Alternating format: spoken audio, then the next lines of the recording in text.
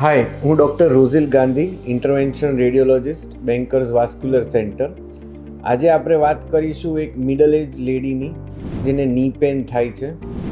ની pain generally એમને ઉઠવાથી બેસવાથી ઉઠવામાં, રાત્રે પડખું ફરવામાં, ની જોઈન્ટના અંદરના ભાગમાં એક બે એવા એરિયાઝ છે કે જ્યાં એ ટેન્ડર છે. ટેન્ડર એટલે અડીએ કે દબાઈએ તો પેઇન થાય, રાડ પાડી જાય.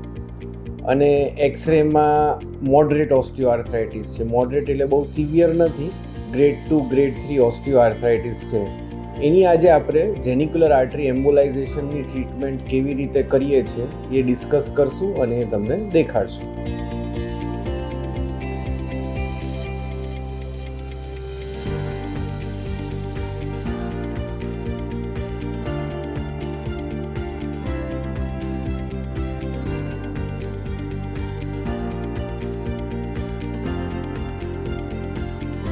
This is the blush. આ જે કાળું દેખાય ને એ બ્લશ છે, એ એબનોર્મલ છે, એના લીધે પેઇન છે. એ સાઇનોવાઇટિસનો કમ્પોનન્ટ છે અને મોયા વેસલ્સ કહેવાય. અને હવે આપણે જે નાખીએ છીએ એ બ્લશને ટ્રીટ કરવાના પાર્ટિકલ્સ નાખીએ છીએ, જેથી માઇક્રો પેઇન રિલીફ થઈ જાય. આપણે ખાલી એ જ નસમાં દવા નાખીએ છીએ, જેથી બીજી કોઈ નસ નહીં કે બીજા કોઈ એરિયાને ડેમેજ ના થાય.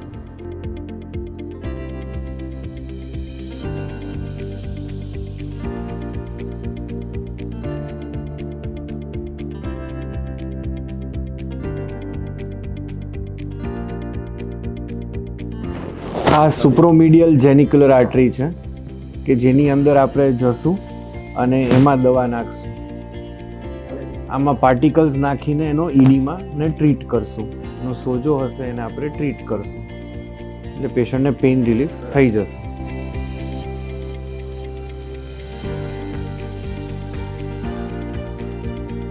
સો this is how genicular artery embolization is done. દરેક આર્ટરીઝ જોઈન્ટને સપ્લાય કરતી એમાં આપણે ચેક કરીએ છીએ અને જ્યાં ઈડીમાં સોજો દેખાય, હાઇપરવાસ્ક્યુલારિટી, બ્લશ દેખાય એને આપણે ટ્રીટ કરીએ છીએ પાર્ટિકલ્સથી, જેના લીધે સાઇનોવાઇટિસ કમ્પોનન્ટ જતો રહે છે અને પેશન્ટને પેઇન રિલીફ થાય છે.